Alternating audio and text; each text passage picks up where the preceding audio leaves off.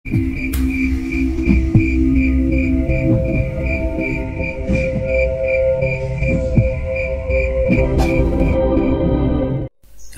Menikah? Tanyaku kaget. Iya, kapan mau nikahi aku? Aku butuh kepastianmu, Mas. Jelas Hasna. Aku memalingkan kepala ke depan. Bukannya menikah itu membutuhkan persiapan yang matang, sedangkan saat ini aku belum memiliki itu semua. Mas, panggil Hasna. Aku tidak menjawab, sekedar menoleh singkat lalu kembali memandang ke depan. Ayolah, aku tahu kamu memikirkan kondisimu, kondisi keluargamu. Tapi mau sampai kapan, Mas? Tanya Hasna kecewa. Atau kamu tidak yakin karena masa laluku? Tanya Hasna. Bukan begitu, aku hanya belum siap. Tukas Hasna menyeringai. Aku tahu jurus andalan wanita ini. Memang kami bertemu dalam kondisi terpuruk. Aku si laki-laki miskin, sedang Hasna perempuan yang hampir hilang arah. Capek aku ngomong sama kamu. Sudah begini saja, Mas. Aku beri waktu seminggu untuk memikirkan semuanya. Dan ingat, ini yang terakhir. Aku sudah acap kali membicarakan masalah ini. Atau lebih baik kita akhiri saja semuanya. Permisi. Ucap Hasna langsung melenggang pergi. Danis bergeming, tak kuasa menahan Hasna yang sudah berjalan menjauh. Menikah? Apakah mungkin? Kataku tersenyum hampa. Kuangkat pantatku segera beranjak dari tempat ini. Ada satu tempat yang selalu kukunjungi ketika batin ini terasa begitu berat. Beberapa waktu kemudian, aku sudah sampai di satu tempat yang hampir 3 bulan tak pernah kukunjungi. Bergegas kulangkahkan kaki, tak memperdulikan genangan air berlumpur yang mengotori celana jeans dan sepatuku. Gimana kabarmu? Enak tidur di sana? Tanyaku kepada kubur mendiang saudara kembar perempuanku. Tes. Aku mendongak. Kurasakan tetes air hujan mulai mengenai wajah. Langit di atas begitu kelabu, seolah merefleksikan perasaanku saat ini. Aku bukan tipe orang yang mudah larut dalam perasaan. Tetapi apa yang kualami saat ini bukan hanya menyangkut diriku seorang. Aku kembali menatap ke arah makam. Hasna minta untuk segera dinikahi, tapi aku masih belum siap untuk semuanya. Aku takut tidak bisa membahagiakannya. Aku takut meninggalkan orang tua kita.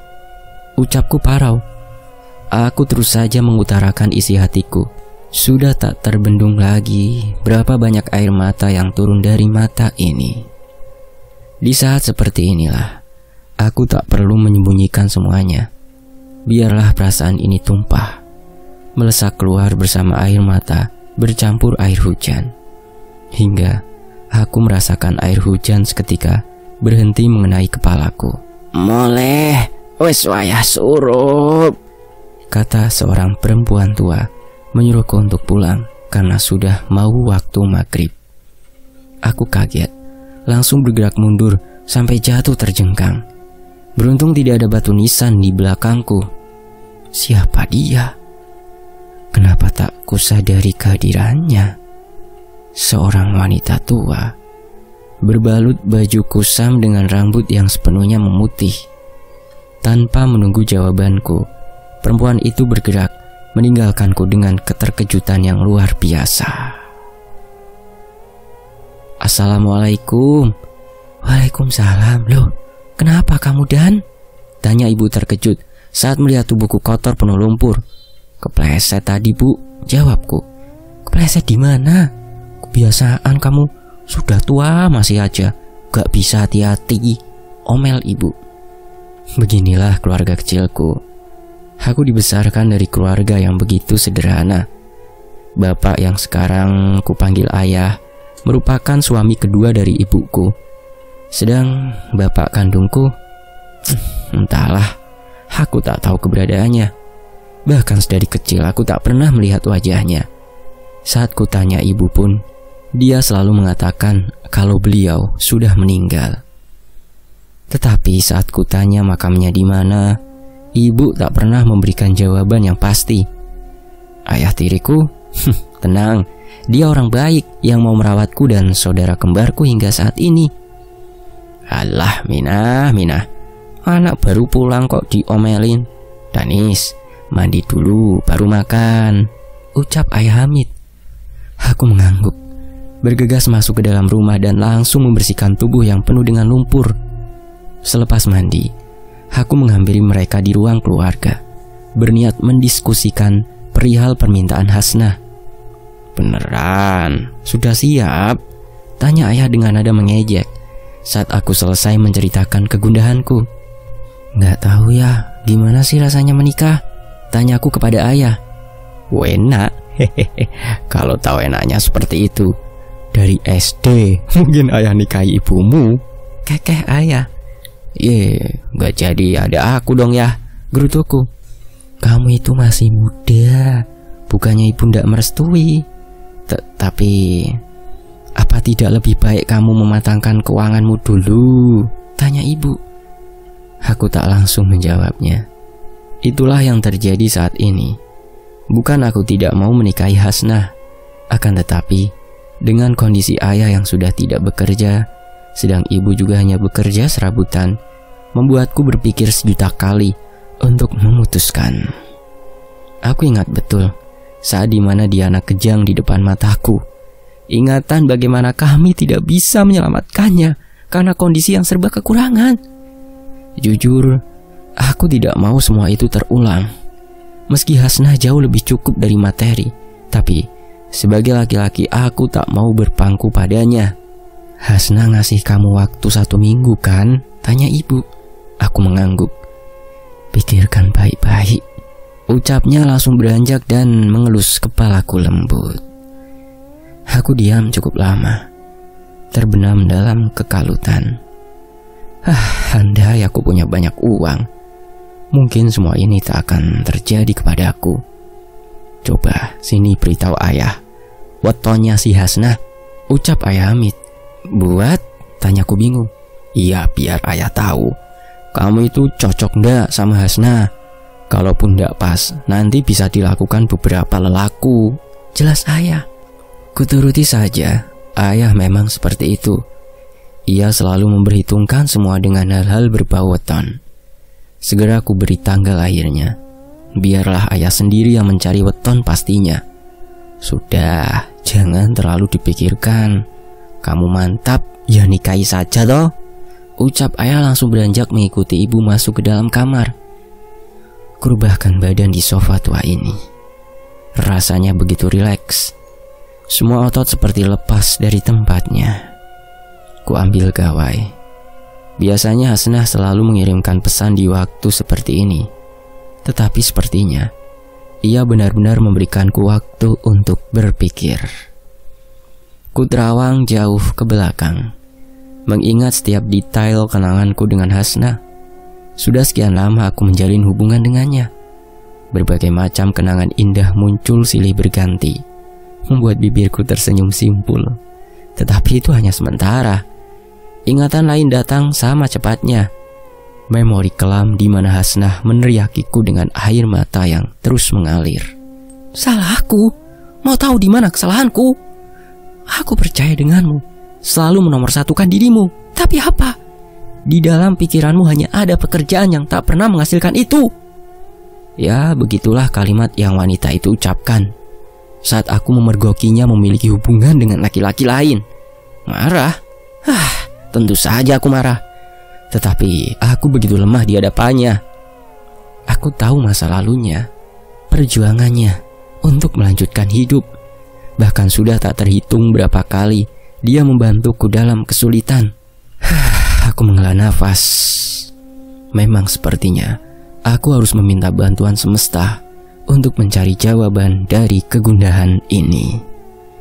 Segera aku bangkit, berniat mengambil air wudhu di kamar mandi. Namun seketika langkahku terhenti.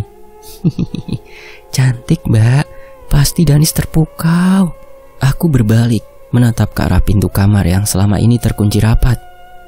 Diana, ucapku lirih. Langsung saja aku melangkah cepat, membuka pintu kamar itu, Aku berdiri mematung, tak bisa berkata, saat mendapati dua wanita sedang bercengkrama satu sama lain di depan cermin. "Cantik, Mbak. Aku gak sabar sampai hari pernikahanmu dengan Danis tiba," ucap Diana tersenyum simpul. "Kamu ini masa kayak gini cantik sih?" ucap Hasna dengan tawa cekikikan. Aku terus memperhatikan mereka. Sekian lama aku merindukan sosok Diana. Berulang kali aku berharap ia menemuiku, bahkan dalam mimpi, sampai tak menyadari kalau ini bukanlah kenyataan. Hasna duduk di depan cermin, menggunakan setelan baju pengantin yang begitu cantik, sedang Diana menggunakan rok terusan selutut. Aku mulai melangkah. Sepertinya mereka tidak menyadari keberadaanku, hingga Diana menolehkan kepalanya ke pintu. Ia tersenyum, menghampiri, dan langsung menarikku ke arah Hasna. "Cantik kan, Dan?" ucap Diana antusias. Aku mengangguk, tak melepaskan pandanganku ke arah Diana. Kamu beneran Diana?" tanyaku lirih. Ia mengangguk. "Gimana? Hasna cantik kan?" ucapnya sekali lagi. "Iya, cantik," ucapku tanpa menoleh ke arah Hasna. Plak! Tiba-tiba saja Diana menamparku dengan keras. "Dia calon istrimu. Jangan menatapku seperti itu," bentak Diana. Terdengar suara tangisan. Hasna menangis dengan menangkupkan kedua tangannya di wajah. Entah apa yang membuatnya sedih sampai terisak seperti itu. "Hasna," ucapku mencoba menarik tangannya. Ia bergeming, terus menangis. Bahkan suaranya semakin terdengar kencang. Kutolehkan kepala ke arah Diana, memohon untuk bisa membantu menenangkan perempuan ini. Tetapi malah yang kulihat sesuatu yang mengerikan. Wajah cantik Diana berubah menjadi buruk rupa. Kulitnya sepucat mayat, rambut panjangnya berantakan, dan satu hal yang paling mengerikan, terdapat pisau dapur tertancap di sisi lehernya. "Eleng lan waspodo," ucap Diana lirih yang mengingatkan, "Ingat dan waspada." Aku mundur, takut dengan makhluk ini. Siapa dia? Kenapa Diana menjadi seperti itu? "Mas," ucap Hasna. Seketika aku menoleh ke samping, mengeluarkan jeritan tak bersuara. Sama dengan Diana, rupa Hasna juga berubah mengerikan. Sorot matanya tajam, dengan darah mengalir deras menggantikan air matanya. Hasna melangkah ke arahku.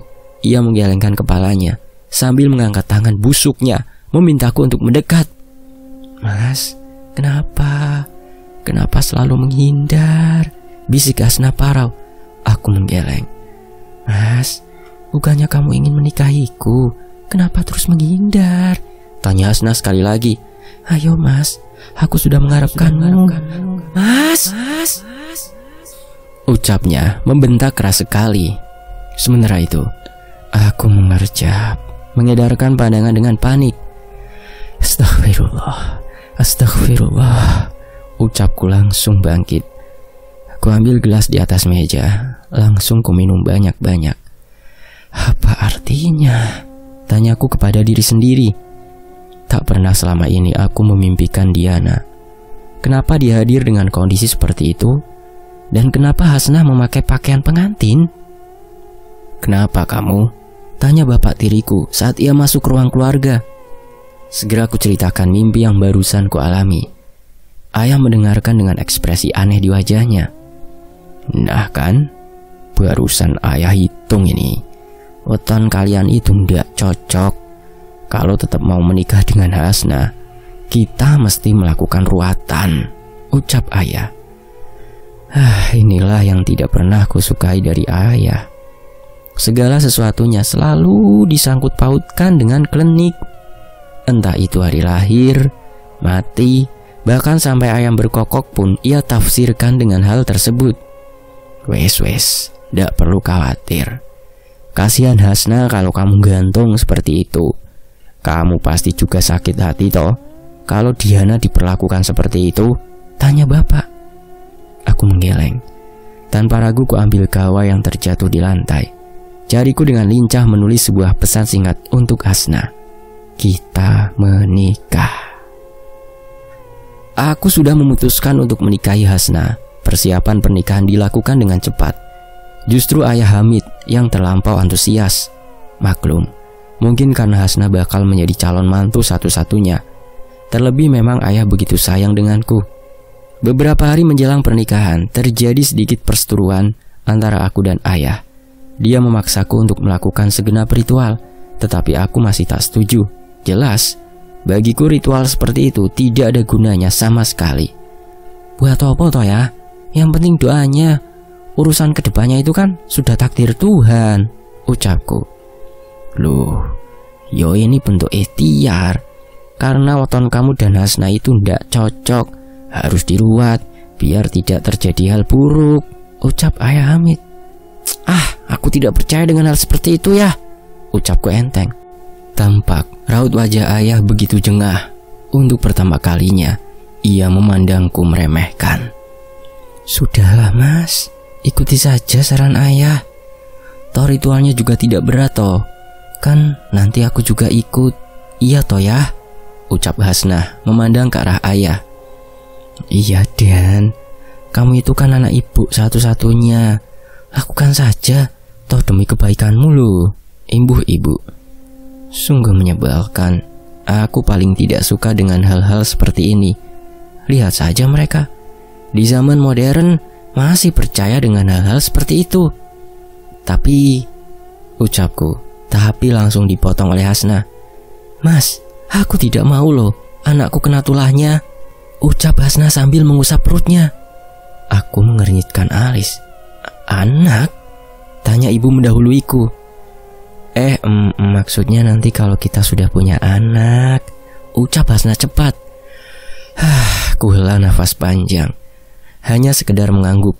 Percuma saja mendebat mereka semua. Bagiku saat ini yang terpenting adalah pernikahanku berjalan lancar.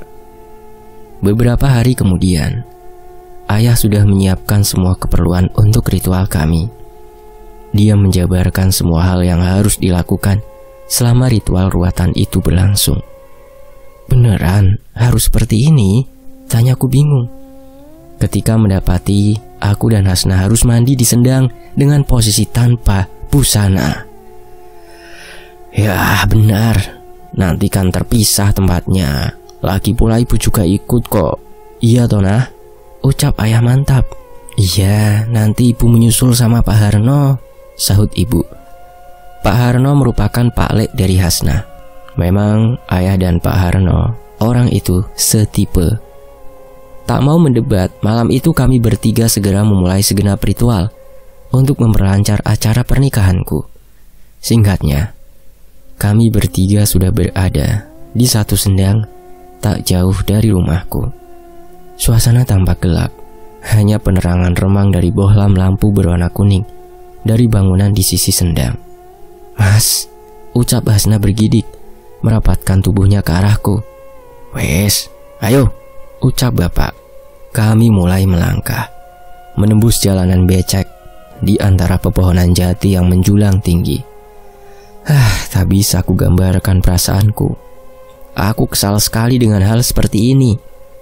Bagaimana nanti kalau ada hewan buas atau orang jahat?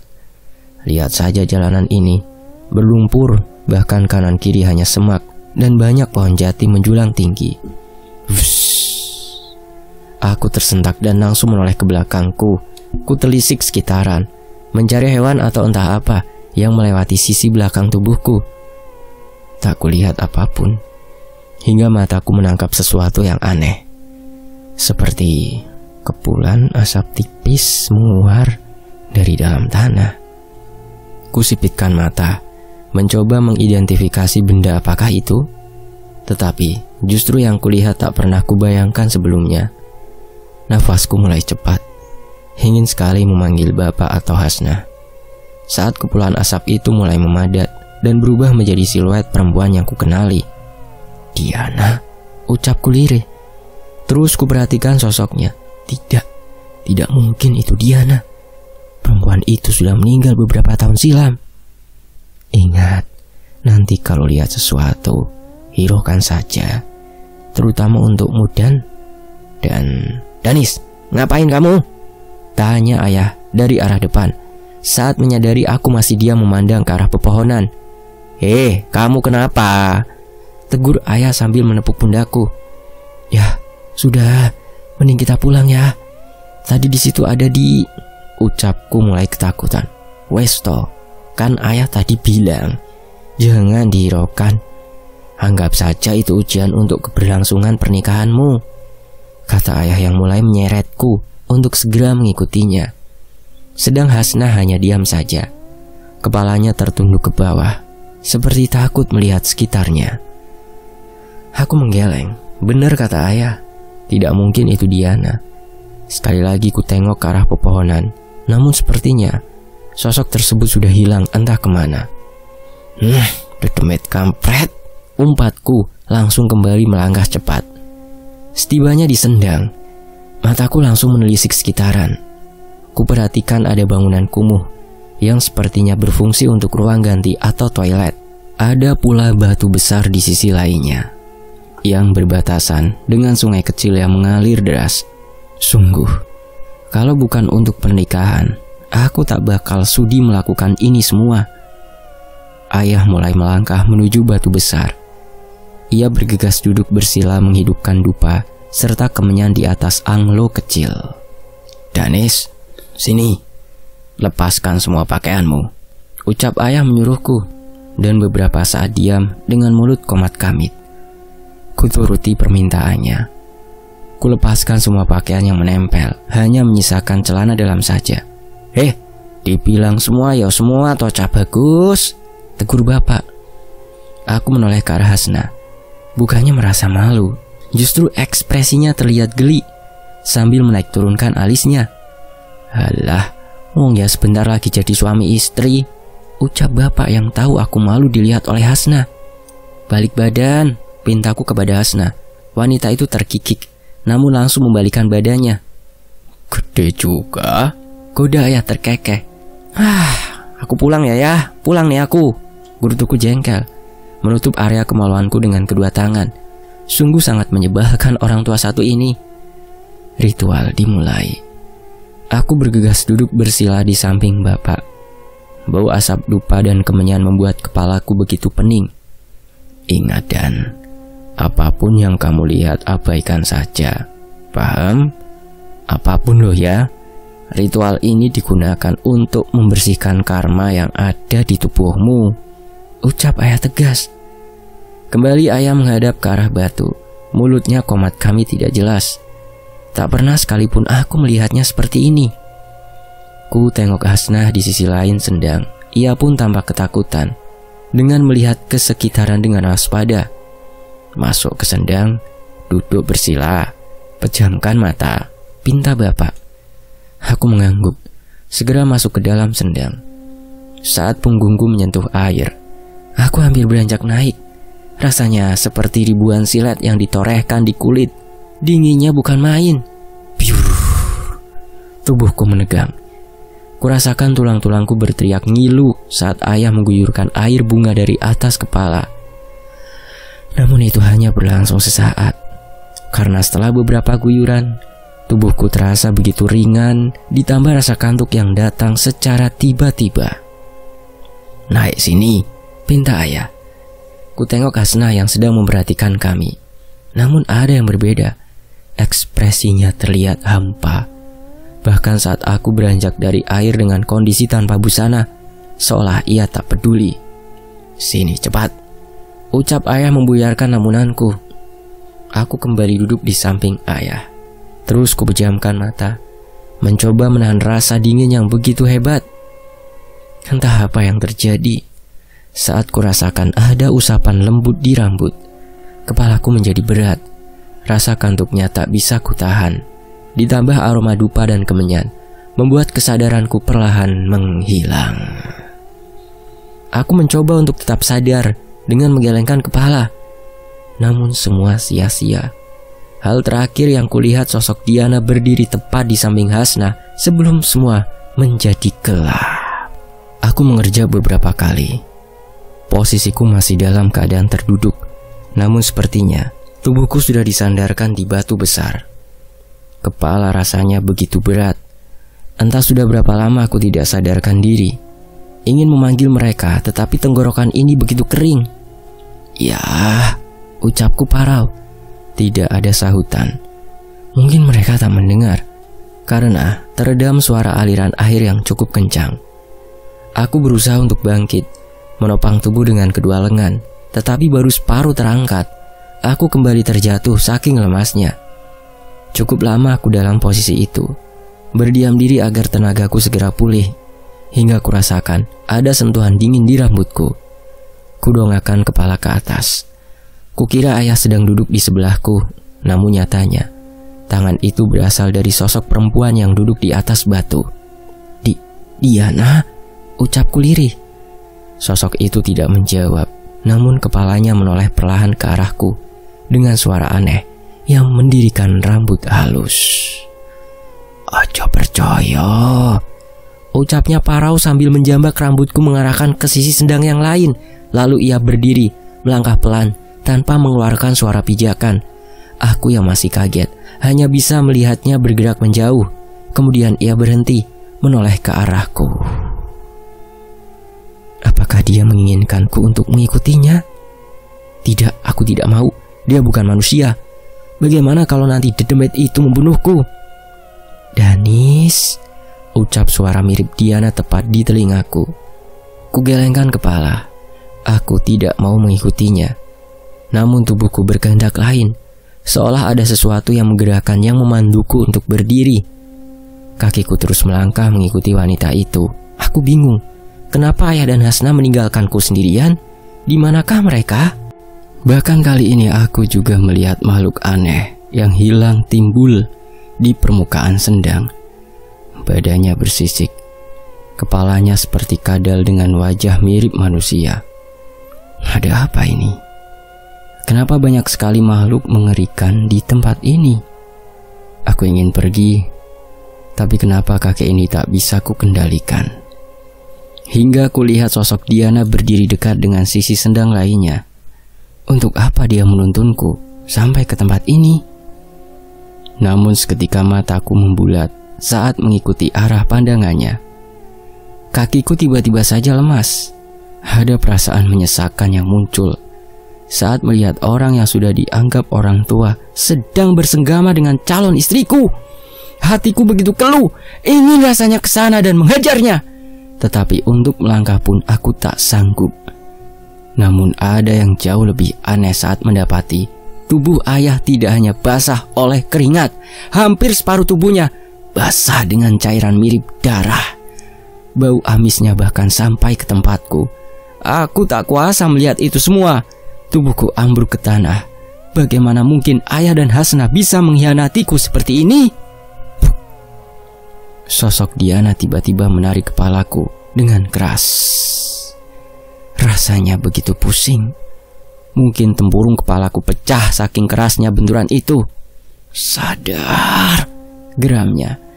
Ia kembali menarik kepalaku untuk melihat ke depan, menyaksikan adegan yang membuatku tak bisa lagi berkata. Kini kulihat ayah merebahkan tubuh Hasna di dekat batu besar. Kemudian laki-laki itu duduk bersila. Seketika ku rasakan hembusan angin menerpa begitu kuat. Ada aroma busuk yang menguar dari arah sendang. Dalam sepersekian detik, di samping Hasna sudah berdiri orang lain. Sosok yang tak bisa ku kenali jenis kelaminnya. Yang aku tahu, ia memiliki bentuk yang aneh. Matanya juling, kepalanya bertanduk, rambutnya kaku seperti bulu domba, sedang lidahnya menjulur begitu panjang. Aku kira ayah juga menyadari kehadiran sosok itu, karena ia mulai melangkupkan kedua tangannya seperti sedang sungkem dengannya. Kemudian ayah meminum sesuatu yang tak bisa kulihat, dan sisanya ia kuyurkan ke atas kepala. Sepertinya itu adalah darah. Dari baunya aku bisa mengenali cairan tersebut. Lalu laki-laki itu berdiri di samping Hasna yang terlentang. Tangannya menggenggam sesuatu yang berkilau terkena cahaya temaram lampu. Sesaat, laki-laki itu menoleh ke arahku dengan senyum santun, menatapku penuh kasih sayang. Terat! Aku menjerit tanpa suara. saat ayah menghujamkan pisau yang ia pegang tepat di perut Hasna. Tanpa belas kasihan, ia merobek perut itu dari ujung kanan sampai kiri. Lalu tangan tua itu seperti mengaduk-aduk perut Hasna. Aku tak bisa melihat apa yang sedang ia cari. Kemudian ayah menoleh ke arahku, masih dengan tatapan penuh kasih sayang. Ia berjalan pelan ke tempatku, menggenggam sesuatu yang terus meneteskan darah. Matur nuwun ya Le, ucapnya langsung menggigit daging merah itu. Sisanya dibuang ke arah sendang. Aku tersengal, begitu syok dengan kejadian tersebut. Rasanya separuh tubuhku sudah terbang entah kemana. Hasna, ucapku parau. Seketika semua menjadi gelap. Sementara itu, Danis, bangun, ucap ayah menggoyangkan badanku. Aku langsung bangkit, memandang sekitaran. Posisiku masih sama, namun sepertinya ayah sudah memakaikan pakaianku. Perlahan kesadaranku timbul. Teringat dengan kejadian yang barusan ku alami. Perutku begitu mual, kepalaku begitu pusing. Aku muntah mengeluarkan semua isi perut. Dan alah piung, malah muntah, ucap ayah mencoba membantuku. Tapi ku tepis dan menarik kerah jaketnya dengan keras. Apa yang kamu lakukan? Ucapku mendelik. Ayah terlihat kaget dan bingung. Sadar Le, kowe iki ngopo? Tanya ayah mencoba melepaskan tanganku. Brengsek, apa yang sudah kamu lakukan? Ucapku sekali lagi. Ayah memberontak dengan mudahnya. Ia melepaskan cengkraman dan mendorongku sampai tersungkur ke tanah. Wes tak kandhani, ojo percaya karo opo sing mbok delok. Weruh apa kowe? Kata ayah keras. Lihat apa kamu? Ku tatap kedua manik matanya dengan tajam. Pembunuh, kau apakan Hasna? Teriakku murka. Ayah tidak menjawab, namun ia menunjuk ke arah sisi sendang lainnya. Tampak di sana Hasna sedang dimandikan oleh ibu menggunakan air kembang. Lihat, bentak ayah. Aku mengerjap kebingungan. Ada apa ini? Kenapa Hasna ada di sana? Kenapa dia masih hidup? Kutundukkan kepala, mencerna semua kejadian yang barusan ku alami. Kamu lihat apa? Tanya ayah dengan nada dongkol. Aku mendongak lalu menceritakan kejadian yang baru saja aku alami. Yalah Dan, dari kamu kecil, ayah yang membesarkanmu. Lawang kamu itu sudah ayah anggap sebagai anak kandung. Mana mungkin aku melakukan perbuatan hina itu. Lihat, ibumu sama Pak Harno juga datang, umpat ayah. Aku mengerang. Benar ucapan ayah. Dia selama ini sudah membesarkanku, menganggapku sebagai anak kandung. Mana mungkin ia melakukan perbuatan nista seperti itu. Terlebih ibu juga datang ke tempat ini. Dan juga Hasna masih tampak sehat, tak kurang satu apapun. Sudah, kita pulang sekarang. Pakai jaketmu. Mereka juga sudah selesai. Ajak ayah langsung berlalu pergi meninggalkanku. Setelah sampai di rumah, aku segera menceritakan apa yang kualami dengan Hasna. Wanita itu tak marah maupun jengkel. Justru ia tertawa mencemoohku. Jangan bercanda toh, erangku jengkel. Entah sekarang justru aku merasa enggan berdekatan dengan Hasna. Maaf. Ya mana mungkin Thomas, ayah meminta kita melakukan ritual itu karena dia itu sayang banget sama kamu, ucap Hasna. Ya mungkin kamu menganggap ini semua cuma hayalan, tapi ini rasanya benar-benar seperti nyata. Terlebih sosok Dian. Ucapku terhenti karena Hasna langsung menutup bibirku dengan tangannya. Shh, sudah cukup. Lupakan soal Diana. Jangan buat dirimu menderita. Itu semua bukan salahmu atau salah siapapun. Sekarang fokus untuk pernikahan kita, oke? Tegas Hasna. Kuhela nafas panjang. Aku masih belum puas dengan jawabannya. Seharusnya wanita ini bisa menenteramkan hatiku, bukan malah membiarkan perasaanku tak enak seperti ini. Aku sudah ngantuk, Mas. Aku mau tidur.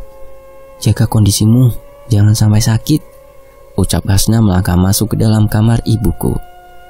Aku hanya bisa pasrah, mencoba menepis semua rasa khawatir yang muncul. Semoga apa yang kulihat tadi benar-benar hanya mimpi belaka. Setelah melakukan ritual itu, aku merasakan ada yang berbeda. Kadang tanpa ada sebab yang pasti, tiba-tiba saja area punggungku terasa panas. Bahkan hampir tiap hari, aku juga memimpikan hal yang sama. Kejadian di mana aku melakukan ritual ruatan itu di Sendang. Awalnya aku tidak begitu menanggapi, hingga beberapa hari menjelang pernikahan, aku kembali mengalami kejadian aneh. Hari itu aku sengaja pulang kerja lebih awal, bukan tanpa alasan, tetapi banyak hal yang mesti aku lakukan. Salah satunya berziarah ke makam Diana. Di tempat tinggalku percaya bahwa saudara kembar itu memiliki ikatan batin yang kuat satu sama lain, meski salah satunya sudah mati. Saat melangkah menuju makam dari kejauhan, kulihat gundukan hitam aneh. Kupikir itu sampah, tetapi saat mendekat, ternyata benda itu adalah tubuh kucing hitam yang sudah mulai membusuk. Terjadi secara tiba-tiba, batinku seperti tertekan oleh sesuatu. Kurasakan juga di area punggung terasa begitu panas. Brengsek, kerjaan siapa sih? Umpatku lirih. Kuedarkan pandangan, mencoba mencari keberadaan penjaga makam. Siapa tahu bapak itu melihat pelakunya. Mungkin karena hari sudah menjelang maghrib, tak kutemui siapapun. Bahkan sekitaran terasa begitu sepi. Kembali kupandang bangkai kucing itu. Aku bergerak untuk memindahkannya, tetapi kuurungkan. Bau yang ditimbulkan begitu memuakkan. Sialnya, perutku baru saja terisi makanan, membuat gejolaknya semakin terasa tidak nyaman. Aku mencoba mencari ranting kayu atau benda lain agar bisa kugunakan untuk memindahkan bangkai tersebut. Tetapi nihil, tak ada apapun benda apapun di sekitaranku. Kui biasane dadi pertondo. Astagfirullah, ucapku kaget sambil mengelus dadaku berulang. Seperti dejavu, nenek tua yang kulihat tempo hari sudah berdiri di sampingku. Sejak kapan? Kenapa aku tak mendengar langkah kakinya? Ngapunten, Mbah, tanyaku menanggapi ucapannya. Kabeh wes ono titi wancine, wangsulane wes ketok temoto, ujar nenek itu yang katanya semua sudah ada waktunya, jawabannya sudah kelihatan, dan dia langsung melangkah pergi. Aneh, tanyaku keheranan masih terus menatap kepergiannya. Kembali kulihat ke arah makam, mencoba untuk membersihkan bangkai itu, tetapi semakin lama perutku tambah bergejolak, ingin memuntahkan isinya. Kuedarkan pandangan sekali lagi. Pak, panggilku kepada sosok laki-laki paruh baya yang sedang melintas membawa cangkul di pundaknya. "Nggih, Mas?" tanya bapak tersebut. Sekilas kulihat ada keterkejutan di wajahnya. Sesekali ia melirik bangkai kucing dan aku bergantian. "Bapak penjaga makam sini kan? Bisa minta tolong untuk membersihkan ini, Pak? Nanti kubur saja di sisi makam adik saya. Sepertinya ada yang iseng," ucapku meminta tolong. Bapak itu menyetujui. Meski dengan upah lebih aku tak mempermasalahkan. Toh daripada makam Diana kotor seperti ini. "Sudah lama, Pak, jadi penjaga makam?" tanyaku. "Sudah hampir 15 tahun, Mas. Ya maklum, bukan orang berpendidikan," ucapnya sambil menggali tanah. "Pak, tadi saya ketemu sama nenek-nenek. Orangnya bungkuk, rambutnya sudah putih semua. Bapak tahu itu siapa?" tanyaku penasaran. Sejenak ia melihat ke arahku. Diletakkannya cangkul yang ia pegang, lalu menyulut sebatang rokok. "Nenek, kenapa memangnya?" tanya bapak itu. "Oh, tadi negur saya. Mungkin dikira saya yang menaruh bangkai kucing itu," ucapku berbohong. Bukannya menakut-nakuti loh, Mas. Tapi Masnya sedang tidak punya musuh kan?" tanya bapak itu. Aku keheranan. "Musuh? Apa maksudnya?" "Tidak, Pak. Kenapa?" Saya sudah lama hidup di sini, Mas. Sering melihat hal-hal aneh. Biasanya kucing hitam itu disangkut pautkan sama ilmu hitam. Dek. Seketika dadaku berdesir aneh. Ilmu hitam? Maksudnya, Pak? Tanyaku memastikan. Ya, mitosnya banyak orang yang menggunakan kucing hitam untuk menyantet seseorang, ujar bapak itu. Ah, cuma mitos itu, Pak. Siapa tahu pas kebetulan saja. Tenang, Pak, saya tidak punya musuh kok. Teman saja tidak punya, ucapku santai. Bapak itu hanya mengangguk, kembali meneruskan pekerjaannya. Lalu siapa nenek itu, Pak? Tanyaku sekali lagi. Oh, itu orang stres, Mas. Biasa emang gitu, ucapnya sambil lalu. Aku sengaja tak menceritakan perihal kucing hitam kepada siapapun, terlebih kepada ayah. Jelas, kalau beliau tahu, bisa kubayangkan orang itu bakal melakukan banyak ritual. Sementara itu, malam sebelum hari pernikahan, mataku tak kunjung terlelap. Banyak sekali hal yang keluar masuk di kepala. Entah itu soal masa depan, kalimat ijab kabul, bahkan sesekali pikiran membayangkan adegan malam pertama dengan gadis yang mengisi kekosongan ini. Sial, umbatku menggelengkan kepala. Kalau seperti ini, bisa-bisa malah melakukan hal yang tidak-tidak. Aku beranjak, ingin mengambil air minum agar pikiranku tak terkontaminasi dengan hal mesum seperti itu.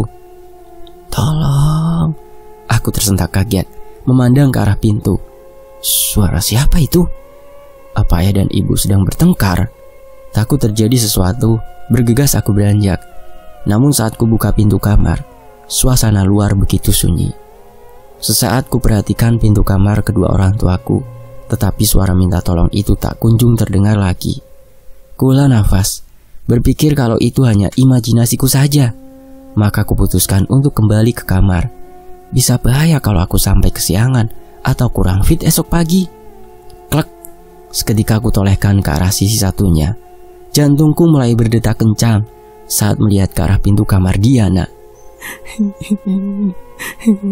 Suara lirih tangisan wanita perlahan masuk ke dalam gendang telingaku. Bu, panggilku. Tidak ada sahutan, tetapi suara tangisan itu masih terdengar.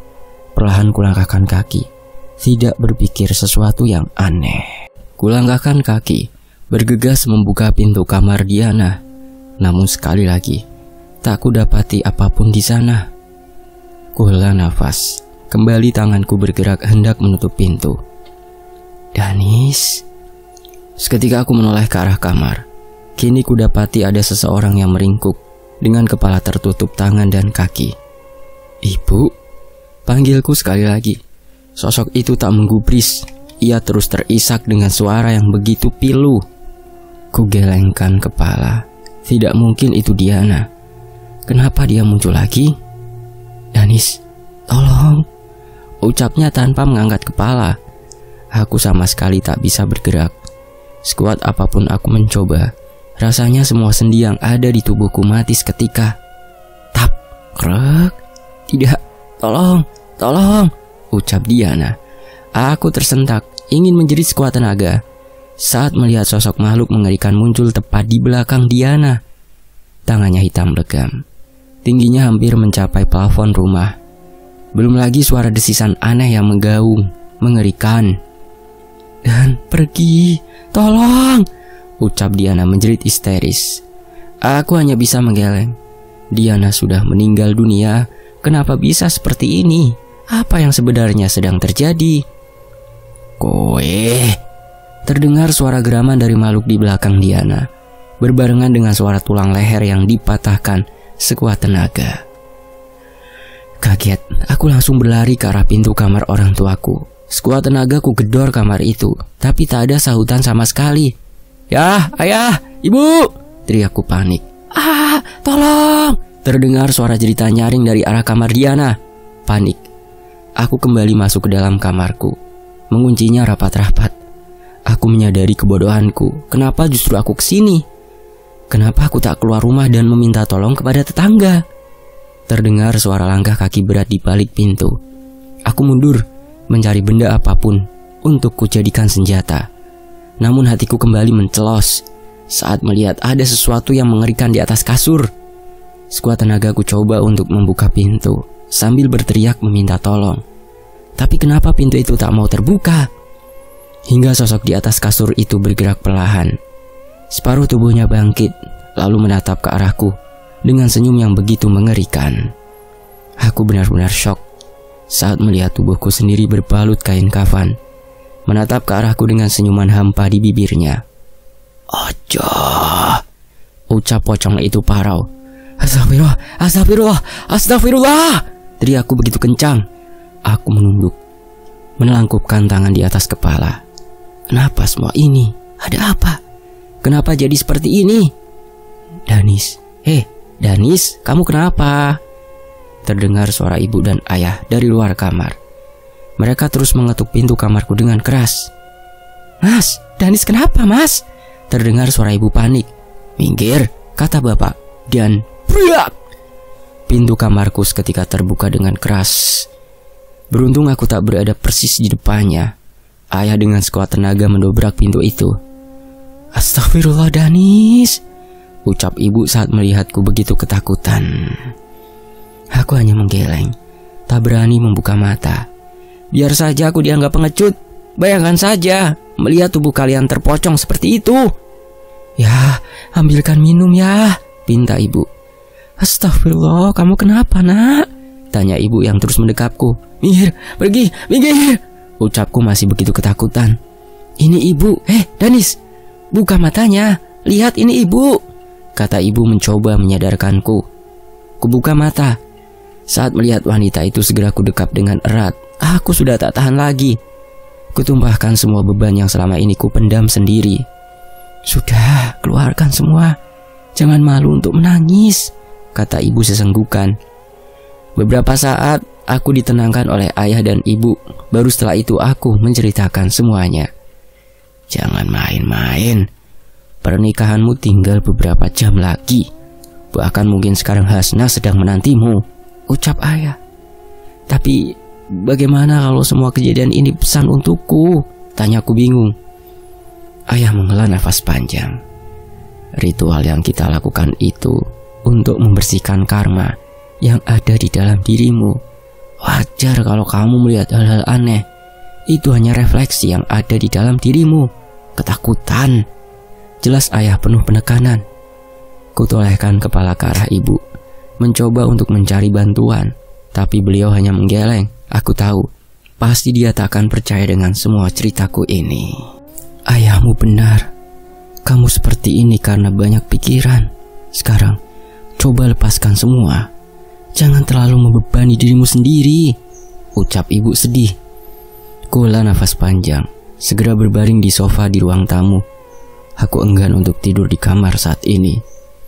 "Ya sudah, ayah temani kamu tidur di sini. Istirahat. Besok kondisimu harus sehat," ucapnya sambil berdiri melangkah menuju kamar untuk mengambil selimut. Sedang ibu menatapku dengan pandangan prihatin. Jam menunjukkan pukul 4 sore. Rombongan pengantin pria akhirnya sampai di rumah keluarga Hasna. Aku tak menyangka. Akhirnya hari pernikahan kami tiba. Tidak ada pesta meriah. Itu pun hanya segelintir orang yang kami undang.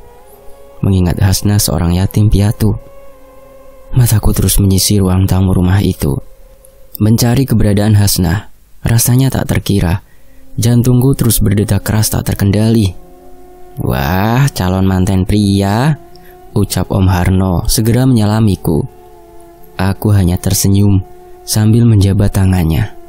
Tak sanggup jika harus meladenin obrolan orang ini.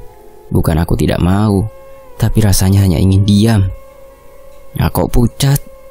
Ini udah gak tahan buat malam pertama." Kelakar Pak Harno, orang yang selama ini merawat Hasna. Ia berlagak ramah, padahal aku tahu dia tak sebaik itu. "Pucat? Bagaimana tidak pucat? Kalau semalaman aku terus diteror sosok Diana."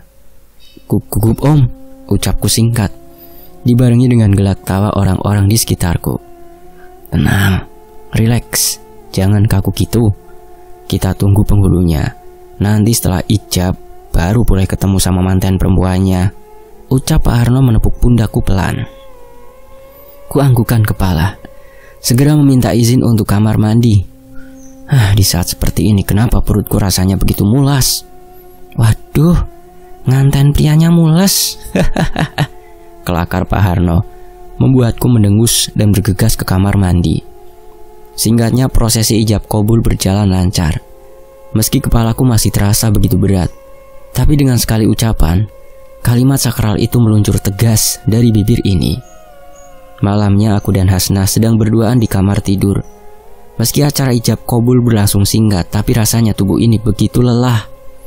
Kamu tidak masalah sementara tinggal di rumah orang tuaku? Tanyaku sambil mengelus rambut Hasna. Ia tampak berpikir, lalu menggeleng pelan. Enggak mau, ucap Hasna. Dahiku berkerut. Kenapa keputusan wanita ini berubah? Padahal sebelumnya ia setuju dengan masalah ini. Bercanda mas, kekehnya sambil mencubit hidungku gemas. Mulai nakal ya, tanyaku mendekapnya dengan erat. Ih geser, masih lenggang itu, sempit Erangnya mencoba menendangku untuk menjauh. Namun begitulah laki-laki. Semakin ia diminta untuk menjauh, justru sekuat tenaga ia mendekat. Malam itu malam pertama kami sebagai suami istri. Semua terasa begitu indah, membuatku melupakan sejenak kejadian yang ku alami. Hari demi hari berlalu. Tak terasa hampir 2 bulan aku menikah dengan Hasna. Hal yang selama ini kutakutkan ternyata tidak pernah terjadi. Setidaknya belum. Justru aku teramat bersyukur. Di saat pasangan lain sulit mendapatkan momongan, dalam kurun waktu 1 bulan saja, Hasna sudah mengandung. Hingga pada suatu malam, Hasna merebahkan kepalanya di dadaku. Ia begitu manja akhir-akhir ini. Bahkan barang sejengkal saja aku ingin beranjak, ia selalu menahan. Mas, boleh meminta sesuatu? Tanya Hasna. Boleh, pengen apa? Tapi janji harus dituruti, oke? Ucap Hasna. Ini yang minta kamu atau anak kita? Tanyaku sambil mengelus perut Hasna. Jadi aku pengen pindah ke kamarnya Diana, ucap Hasna lirih. Ku kerutkan dahi. Jujur saja, sebetulnya ini bukan permintaan yang berat. Tetapi kenapa harus pindah ke kamar sialan itu? Mau ya mas, toh ruangannya jauh lebih besar. Sebenarnya aku tidak begitu nyaman kalau kamar kita bersebelahan dengan kamar orang tuamu, kata Hasna. Aku tak tahu kenapa Hasna tiba-tiba saja meminta demikian. Kamarku memang tak terlalu besar, toh selama ini juga cukup untuk kita berdua. Berat untuk memutuskan, mengingat aku yang menemukan Diana tewas di tempat itu dengan pisau yang sudah tertancap di lehernya. Tapi kamu tahu toh, aku punya kenangan buruk di kamar itu, jelasku. Iya, tapi mau sampai kapan mas? Kamu terus merasa bersalah seperti ini? Tanya Hasna mulai meninggalkan suaranya. Kamu tidak tahu dek, ucapku yang mulai tersulut emosi. Coba apa yang tidak ku ketahui? Tanya Hasna. Ya, intinya aku tidak bisa kalau harus menempati kamar itu, bentakku tanpa sadar. Hasna tersentak. Ia menatapku dengan wajah sendu. Ada setetes air di ujung matanya. Tanpa berkata, ia langsung bangkit dan keluar kamar. Aku hembuskan nafas panjang, lalu beranjak untuk menyusulnya.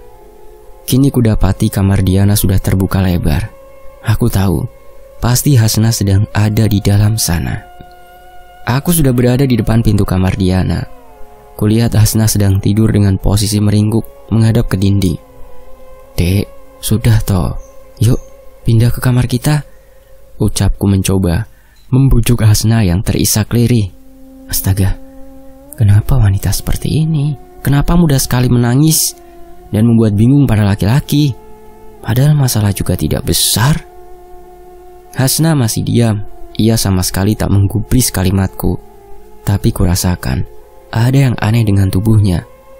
Kenapa kulit Hasna begitu dingin? Apa dia sedang kedinginan? Dek, yuk kita pindah dulu. Mas janji besok setelah kita bersihkan kamar ini, baru kita tidur di sini, bujukku saat Hasna berkeming. Mas, kamu lagi ngapain? Terdengar suara familiar di depan pintu. Spontan aku memalingkan kepala ke pintu. Kudapati Hasna berdiri di sana dengan pandangan keheranan. Lalu aku menoleh ke arah kasur. Kosong. Tidak ada apapun atau siapapun di sana. Lalu tadi siapa yang tidur di atas kasur ini? Bergegas aku bangkit dan langsung menarik tangan istriku untuk masuk ke dalam kamar kami. Kenapa kamu sih? Tanya Hasna heran menyentakkan cekalan tanganku. Sudah, kita tidur. Erangku masih syok. Aneh kamu ini, Mas. Pokoknya besok aku mau tidur di kamar Diana. Kalau kamu tidak mau ya terserah. Ucapnya langsung berbaring memunggungiku. Akhirnya aku menuruti kemauan istriku.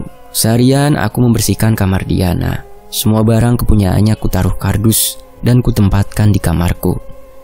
Nah gitu dong. Kan sudah lama Diana meninggal. Tidak baik terus terkurung dalam rasa bersalah. Ucap ayah di ambang pintu sambil menyandarkan tubuhnya dan memegangi segelas kopi. Ucapku singkat melanjutkan aktivitasku. Ayah dengar kamu mau keluar kota. Ada urusan pekerjaan? Tanya ayah. Iya ya, cuma 3 hari. Nanti titip Hasna ya, soalnya dia sering lemas kalau pagi. Bawaan bayi. Ujarku kembali menoleh ke arahnya. Tenang, nanti ayah jagain istri dan anakmu. Ucap ayah tersenyum senang.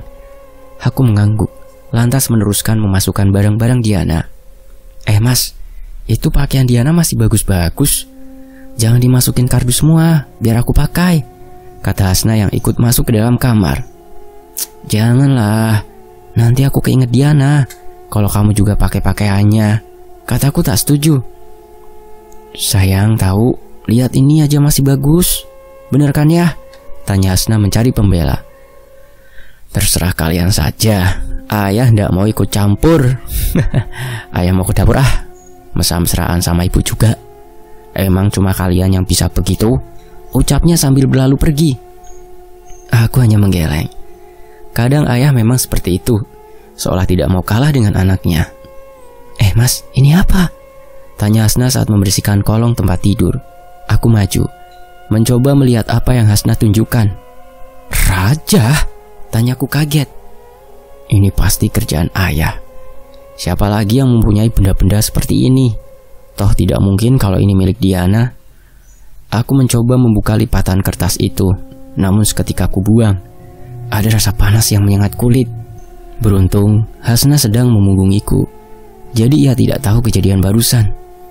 Segera aku ambil raja itu, kukantongi. Aku tidak mau ada jimat apapun di kamarku nantinya. Cukup ayah saja yang maniak dengan hal klinik seperti ini. Akhirnya selesai, ucap Hasna langsung merebahkan tubuhnya ke kasur. Sudah jam 4:30 loh, jangan tidur, pamali, tegurku. Hasna menggeleng. Ia tersenyum, memintaku untuk mendekat. Tutup pintunya, perintah Hasna. Terima kasih ya mas, ucapnya saat aku sudah merebahkan tubuhku di kasur. Iya, demi kamu sama anak kita, ucapku. Hasna terkekeh. Ia mengecup bibirku singkat, lalu kembali merebahkan tubuhnya. Tadi rajanya kamu taruh mana? Tanya Hasna. Aku terkesiap, langsung meraba kantung celana. Sial, raja itu tidak ada di sana. Aku coba untuk mengingat-ingat. Tidak ada, tanya Hasna. Mungkin di kardus. Ucapku terus mengingat di mana aku meletakkan raja itu. Ya sudah, aku mau mandi dulu. Kamu juga, udah bau kecut, ucapnya sambil mengernyit. Aku mengangguk. Setelah itu Hasna keluar kamar. Sedang aku memejamkan mata, masih mencoba mengingat di mana aku meletakkan raja itu. Tak mau ambil pusing, aku bangkit bergegas menyusul Hasna untuk membilas tubuh yang sudah lengket dengan keringat. Sementara itu, malam kembali datang. Semua penghuni rumah sudah lelap dengan tidurnya. Yang terdengar hanya suara wayangan yang berasal dari radio milik tetanggaku. Kutatap lekat-lekat wajah Hasna. Meskipun dia cerewet, tapi aku begitu sayang dengan wanita ini. Kalau begini ceritanya, kenapa tidak dari dulu aku menikahinya? Lama aku menatap istriku, hingga perlahan kelopak mataku tertutup dengan sempurna. Aku mendadak terbangun, seperti ada suara langkah Langkah kaki bolak-balik di sekitarku. "Hasna, jangan berisik. Mas masih ngantuk," ucapku.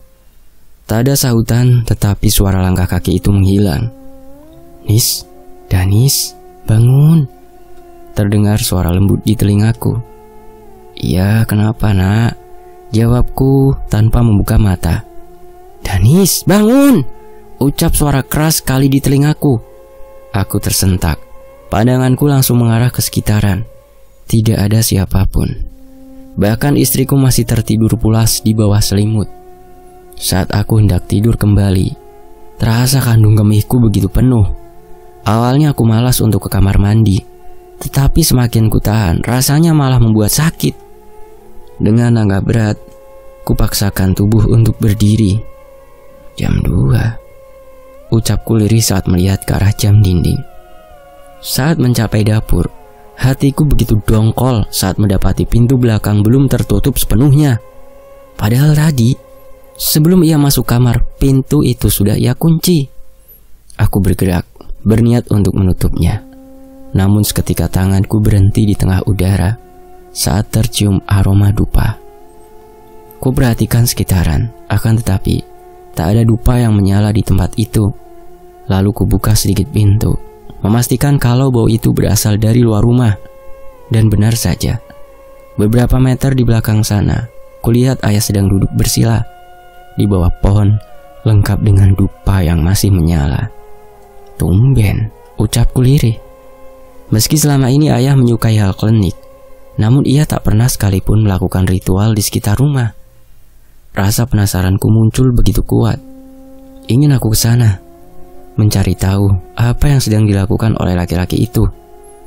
Perlahan ku buka pintu, lalu aku berjingkat agar ayah tak mengetahui keberadaanku.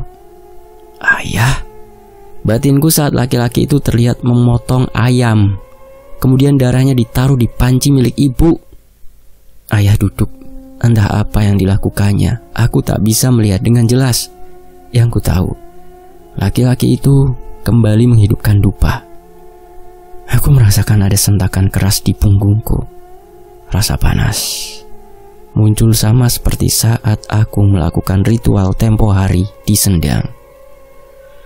Aku hendak berjalan ke tempat ayah, tetapi aku urungkan manakala terlihat sosok hitam muncul dari arah depan ayah. Aku beringsut, segera kembali masuk ke dalam rumah. Perlahan aku melangkah menuju kamar. Kenapa rasanya punggungku begitu panas? Belum lagi rasa pusing di kepala membuat pandanganku menjadi kabur. "Hasna," erangku meminta tolong. Tetapi sepertinya istriku masih tertidur pulas. Ku coba untuk bernafas panjang. Tanganku taruh di dinding agar aku tidak kehilangan keseimbangan. Dengan usaha ekstra akhirnya aku sampai di pintu kamar. Segera ku buka dan menghambur ke dalam. Namun betapa kagetnya aku saat melihat sosok hitam legam dengan kuku panjang dan lidah menjulur sedang mengusap perut Hasna berulang kali. Tampak Hasna masih tertidur lelap. Panik, aku bergerak cepat ke arahnya. Apapun yang dilakukan oleh makhluk itu, pastinya Hasna dan calon anakku sedang dalam bahaya. Aku dengan sengaja menubrukkan tubuhku tepat di depan makhluk itu. Kepalaku terbentur pinggiran dipan. Kurasakan ada cairan kental mengalir melewati kelopak mataku. "Astagfirullah, Mas!" jerit Hasna saat melihatku terkapar di lantai. Sementara itu di sisi lain, "Alhamdulillah Bu, Ibu!" panggil Hasna. Terdengar suara langkah kaki terburu-buru. "Alhamdulillah!" ucap suara ibu mengerang lega. Aku mengerjapkan mata beberapa kali, mencoba untuk mengumpulkan kesadaran. Kulirik ke arah jendela. Sinar mentari menyorot terang dari sana, yang berarti aku sudah pingsan selama beberapa jam. "Minum dulu, Mas," pinta Hasna sambil membantuku duduk. Kepalaku rasanya masih begitu pusing. Bukannya menerima gelas yang diberikan Hasna, justru aku mengelus perutnya. "Anak kita gimana?" tanyaku. "Gimana apanya?" tanya Hasna kebingungan. "Anak kita gimana keadaannya?" ucapku dengan sedikit membentak. Hasna tampak bingung. Ia memandang ke arah ibu, mencari pemahaman. "Dan, kamu itu kenapa?" Mimpi buruk lagi? Tanya ibu lembut. Aku hanya menggeleng. Perlahan ingatan demi ingatan mulai muncul di kepalaku. Ayah kemana? Tanyaku meski aku tahu ada yang tidak beres. Tapi aku harus memastikan terlebih dahulu. Ayah sudah berangkat ke pasar. Kalau mau ketemu biar ibu panggilin, ucap ibu. Aku menggeleng, tak mau merepotkan wanita tua itu. Toh ayah juga baru saja mendapat pekerjaan di pasar. Tidak baik untuk memintanya pulang. Ya sudah, ibu buatkan makanan. Kamu jangan terlalu memikirkan hal yang tidak penting. Jaga kondisimu, ucap ibu sambil berlalu pergi. Mas, sebenarnya apa yang terjadi semalam? Tanya Hasna lirih. Aku enggan untuk menceritakan semua yang kulihat. Aku tak mau membuat istriku kepikiran dan berpengaruh pada perkembangan janinnya. Kuelus pelan perut Hasna yang mulai membesar. Sehat-sehat ya jagoan ayah, ucapku lirih. Mas, kamu ini kenapa toh? Tahu-tahu sudah terkapar di lantai dengan dai berdarah. Beruntung lukanya tidak dalam, ucap Hasna menggenggam tanganku erat. Lupa dek, mungkin mas ngelindur, ucapku berbohong. Jujur saja, setelah kejadian semua ini membuatku waspada. Aku harus berhati-hati. Salah langkah sedikit, keluarga besarku bisa hancur seketika. Ya sudah, aku siapin makanan dulu. Kamu istirahat, badanmu juga demam, ucap Hasna. Mencium keningku singkat, lalu beranjak pergi. Singkatnya sore sudah menjelang. Orang yang kutunggu akhirnya datang. Bergegas aku meminta ayah untuk menemaniku membeli sesuatu. Namun, itu hanya alasan saja. Tujuanku ingin membicarakan masalah kemarin malam. Ritual? Ritual apa? Tanya ayah mencoba berbohong. Tolong ya, jujur saja. Aku tahu ayah sedang melakukan ritual. Dan setelah itu aku mengalami hal buruk. Apa yang sedang ayah lakukan? Tanyaku gamblang. Ayah tampak berpikir. Lalu ia mengembuskan nafas panjang. Baik, ayah akan memberitahumu. Semenjak kamu menikah dengan Hasna, ada orang yang ingin mencelakai kalian. Target utamanya adalah anakmu, ujar ayah. Ku kerutkan dahi mengingat kejadian di mana ada sosok makhluk aneh sedang mengusap perut Hasna. Maksudnya, siapa yang mencoba menyerangku? Tanyaku memastikan. Ayah juga tidak tahu. Yang pasti, ayah melakukan ini semua demi keselamatanmu, ucap ayah. Ku tatap langsung manik matanya, mencoba untuk mencari kebohongan di sana. Jadi, apa yang harus aku lakukan? Tanyaku. Untuk sementara, ayah sudah membuat pagar gaib agar sosok itu masuk ke dalam rumah. Nanti ayah buatkan jamu agar kondisimu kian membaik. Jelas ayah. Aku mengangguk. Lalu apa hubungannya Diana dengan semua ini? Tanyaku. Kalau itu ayah tidak tahu. Selama ini ada sesuatu yang masih misterius. Hubungan batin anak kembar itu rumit dan tak bisa dijelaskan. Mungkin kamu bisa berkomunikasi dengan Diana. Bukan menggunakan ritual. Panggil saja dia dan minta untuk bertemu di alam mimpi, ucap ayah. Gila, mana ada yang seperti itu. Tetapi untuk sekarang, ku ikuti saja apa yang diminta oleh laki-laki ini. Hari berganti, kondisiku semakin terasa begitu lemas. Bahkan rasanya sesuatu yang bergerak-gerak di dalam perutku di waktu tertentu. Hal itu tak kuhiraukan. Aku tetap melakukan aktivitas pekerjaan agar bisa membiayai persalinan Hasna nantinya. Mas, ini aku buatkan jamu. Diminum ya, biar cepat sembuh. Atau kita ke dokter saja? Tanya Hasna khawatir. Aku menggeleng. Tidak tahu saja mereka kalau aku sempat pergi ke puskesmas. Dan anehnya, aku didiagnosa mengidap kelelahan akut. Sampai mengalami halusinasi seperti itu.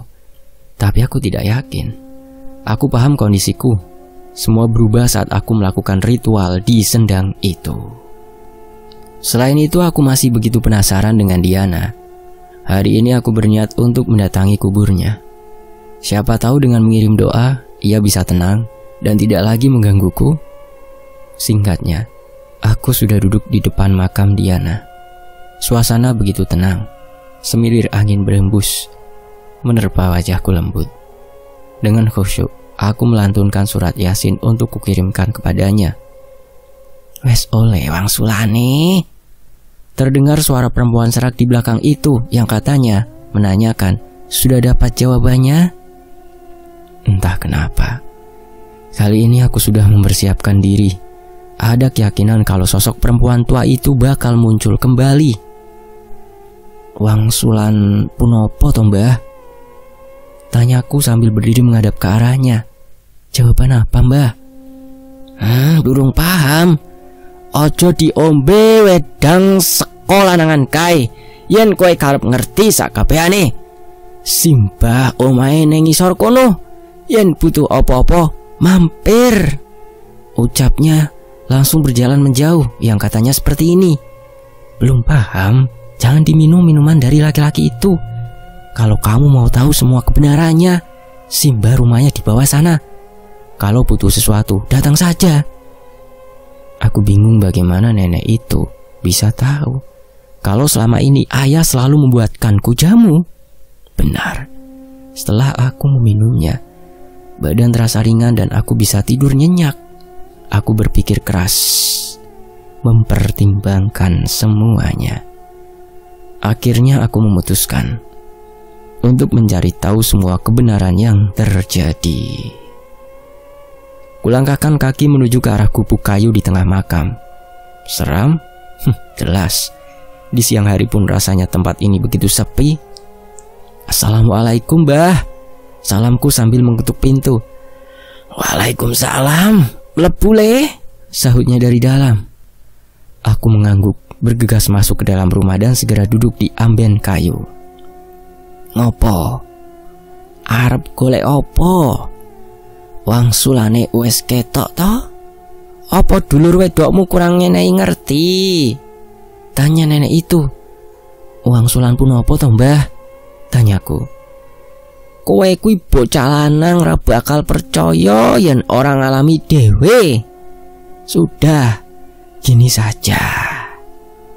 Aku beri garam, campurkan di air yang biasa kalian minum.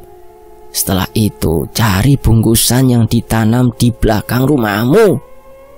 Sebelum dibakar kasih garam ini." Ucapnya langsung masuk ke ruangan dalam. Aku mengernyit. Apa maksudnya? Tadi tidak boleh minum apapun dari laki-laki yang kuasumsikan ayah.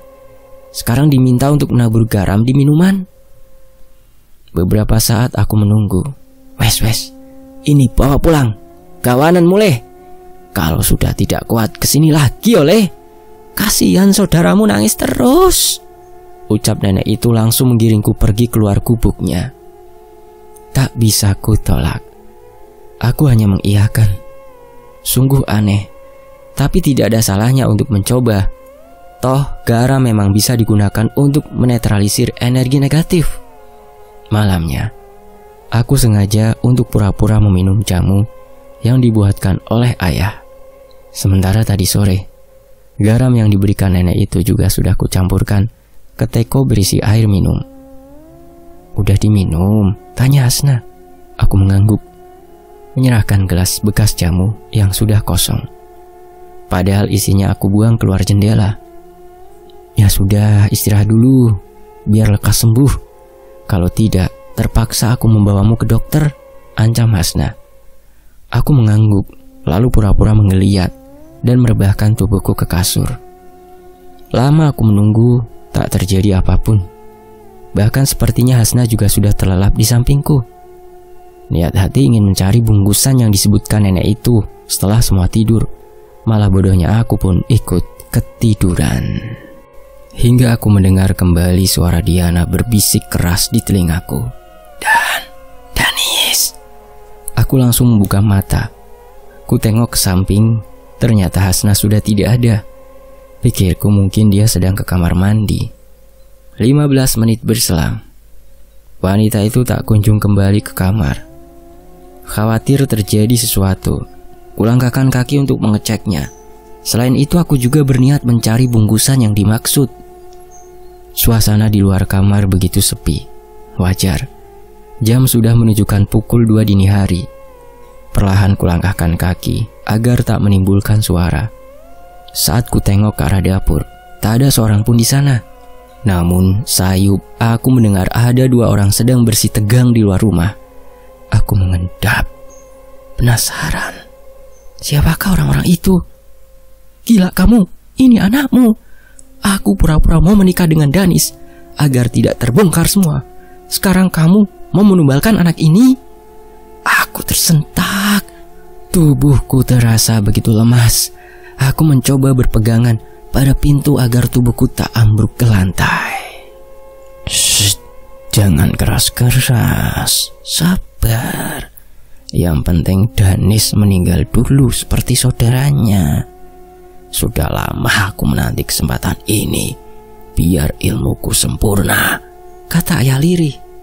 Mau sampai kapan? Mending ceraikan istrimu itu. Kita hidup berdua dan pergi dari kota ini, sahut Hasna. Aku menggeleng. Dadaku terasa sakit sekali sampai rasanya air mata ingin tumpah dari tempatnya. Ku bilang sabar. Kalau mereka berdua mati, kan bisa dapat rumah ini. Baru kita jual. Toh aku tidak yakin itu anakku. Bisa saja itu anak Harno atau si Danis. Tukas ayah. Harno? Apalagi ini? Apa sangkut pautnya Harno dengan semua ini? Gila, aku hamil setelah melakukan denganmu. Bahkan Danis tak pernah menyentuhku sebelum menikah. Asal kamu tahu, sudah berbulan-bulan aku tak berhubungan dengan Harno sialan itu, umpat Hasna. Kecilkan suaramu. Sudah, jangan berisik. Aku bakal bertanggung jawab. Tapi aku mohon beri saja janinmu ini daripada kamu yang mati, kata ayah. Cukup sudah. Akhirnya aku mengetahui semua. Alasan kenapa Hasna selalu meminta untuk segera dinikahi. Alasan kenapa Diana bisa mati mengenaskan seperti itu. Aku hendak beranjak dari tempatku. Emosiku sudah meluap tak terkendali. Kalau memang membunuh mereka bisa mengobati rasa sakit hati ini, maka akan kulakukan. Aku hendak beranjak, tetapi seketika aku merasakan desiran aneh di belakangku. Aku hanya sempat menoleh. Bruk. Seketika aku terpelanting ke belakang. Dengan keras kurasakan ada sesuatu yang melemparkan tubuhku ke arah dinding. Aku mengerang kesakitan. Kini kulihat sosok hitam dengan lidah menjulur begitu panjang berdiri di depanku. Aku hendak bangkit, tetapi sekali lagi kurasakan hantaman keras mendarat di kepalaku. Aku tak tahu siapa yang melakukan ini semua. Bahkan sosok itu pun hanya berdiri diam di tempatnya dengan mulut menyeringai mengeluarkan lendir yang begitu busuk baunya. Patimu, geramnya. Sekali lagi kurasakan hantaman tempat di dadaku. Nafasku tersengal hebat. Sepertinya aku bakal mati sekarang. Kubuka mata. Kini kulihat sosok itu sedang menggeram kesakitan. Anehnya nenek yang ada di makam tadi juga sudah berdiri di sana. Posisinya berdiri tidak jauh dari makhluk itu. Ia hanya sebatas menunjuk ke arah teko air minum. Setelahnya aku kembali tak sadarkan diri. Semoga dia tidak mendengar pembicaraan kita, ucap ayah. Apa kita bunuh sekarang, mumpung kondisinya seperti ini? Tanya Hasna dengan nada khawatir. Bodoh, kalau dia mati jadi repot. Kita buat dia mati pelan-pelan, ujar ayah. Aku terus menutup mata. Rasanya badanku sakit semuanya. Bukan hanya itu, hatiku jauh lebih buruk lagi. Sudah hancur berkeping-keping. Terdengar suara langkah kaki menjauh. Perlahan kubuka mata. Sesaat aku mengira kalau Hasna belum pergi. Namun ternyata sosok itu merupakan Diana. Kali ini dia tak menunjukkan rupanya yang mengerikan. Hanya menggunakan setelan rok terusan selutut bermotif bunga. Jangan cepat menyusul. Kasihan ibu, yang kuat ya, ucapnya. Aku seketika menangis hebat. Andai aku punya keberanian, andai aku tahu kalau ayah tidak benar-benar menyayangi kami, pasti Diana saat ini masih hidup. Ojo nangis, seng kuat yo, ucapnya sekali lagi. Kemudian sosok itu menghilang dalam sekedipan mata. Tersentak, aku tiba-tiba batuk dengan hebat. Bahkan parahnya, sampai darah keluar banyak dari mulut dan hidungku. Astagfirullah, kamu kenapa mas? Jerit Hasna. Aku muak dengan perempuan ini. Dengan segala cara ia melakukan hal-hal buruk, dan sekarang masih pura-pura baik di depanku. Minum jamunya mas, biar sembuh, ucap Hasna. Sembuh? Yang ada justru aku cepat mati. Dasar perempuan ular. Aku menggeleng. Ambilkan air putih, pintaku. Segera Hasna keluar kamar mengambilkan air putih untukku. Saat air itu masuk ke dalam kerongkonganku, seketika dadaku terasa begitu panas. Bahkan beberapa kali aku muntah darah dengan bentuk gumpalan-gumpalan hitam. Astagfirullah, kita ke dokter ya, ucap Hasna. Sekali lagi aku menggeleng. Percuma aku ke dokter. Sakitku ini karena kebiadaban kalian. Nanti juga sembuh. Aku mau tidur lagi ya, pintaku kepada Hasna. Awalnya perempuan itu menolak, namun akhirnya tak bisa berbuat apapun saat aku kembali merebahkan tubuh. Aku harus memulihkan diri. Bagaimanapun juga, aku harus mencari benda yang dimaksud nenek itu. Beberapa jam kemudian, aku merasa kondisi sudah tenang. Kulihat Hasna juga tertidur pulas di sampingku. Sesaat aku menatap ke arah perutnya. Sesak, batinku menjerit keras. Saat ini pun aku masih mengira kalau bayi yang ada di dalam perut itu adalah anakku. Nyatanya semua ini adalah kebohongan. Perlahan aku bangkit agar tak menimbulkan suara. Langkah demi langkah kulalui dengan tertatih. Aku harus kuat. Jangan sampai orang-orang itu kembali berbuat hal buruk lagi. Hingga aku sudah mencapai luar rumah. Aku mencari-cari di sekitar ayah melakukan ritual tempo hari. Beruntung, mataku jeli. Aku melihat ada bekas galian tidak jauh dari tempat ini. Segera aku gali untuk mengambil benda itu. Berhasil. Bungkusan kain hitam itu masih utuh. Saat ku buka, aku terperanjat hebat. Ada foto keluargaku bersama ibu dan Diana, terkecuali ayah. Ada juga beberapa helai rambut di sana. Aku menoleh ke arah pintu, segera mengambil garam yang diberikan oleh nenek di kuburan Diana. Lalu garam itu kutaburkan ke tanah. Kemudian kutaruh di tanah, kuambil korek gas, berusaha untuk membakarnya. Tetapi seketika angin berhembus dengan kuat. Dahan pohon bergoyang keras dari tempatnya. Aku terperanjat saat mendapati sosok makhluk hitam tinggi besar muncul di depanku. Aroma busuk menguar dari lidahnya yang menculur. Buk. Aku tersungkur. Dadaku terasa begitu panas. Awalnya aku kira makhluk itu yang menyerangku. Namun ternyata itu adalah ayah tiriku, sudah berdiri tepat di belakangku. Bocah asu, wes tak rawat malah arep mateni aku, umpatnya sambil menendang perutku dengan keras. Aku terbatuk, mengeluarkan cairan darah segar. Dengan sisa tenaga, aku mencoba menggapai bungkusan yang terlempar. Harap ngopo? Kudune wis tak pateni wae kek biyen, ucapnya murka sambil terus menendang tubuhku. Astagfirullah mas, terdengar jeritan nyaring. Aku melenguh saat mendengar suara ibu. Kutolehkan kepala. Tak jauh dari kami, dua orang perempuan sedang berdiri. Aku ingin memperingatkan ibu, tetapi tenagaku sudah mencapai puncaknya. Untuk berdiri pun rasanya begitu susah. Aku hanya bisa mengerang saat melihat Hasna memukulkan balok kayu tepat ke kepala ibu. Weh, ojo dipateni, umpat ayah berlari ke arah ibu yang sudah terkapar di tanah. Masih dibela, hah? Kalau tidak seperti ini, bisa mati kamu, jerit Hasna. Aku mengerang.